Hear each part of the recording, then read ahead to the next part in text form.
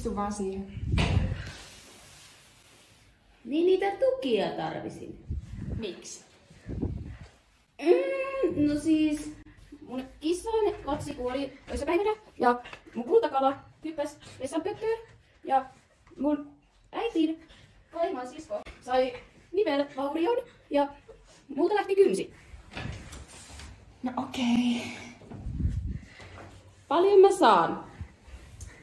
Sä saat 2000 € kuukaudessa. Okei.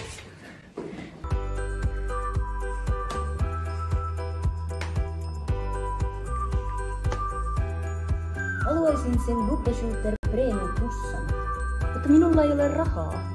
Mitä minä teen? Pitäisikö minun hakea töitä?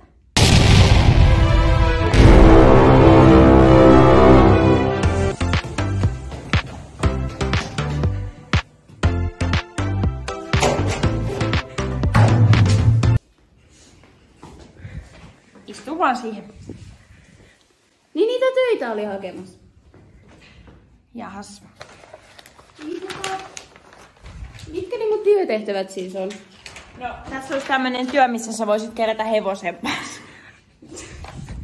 No paljon siitä se saa? 6 € ja 3 senttiä tunnissa. Tekee kuukaudessa noin 1100 €.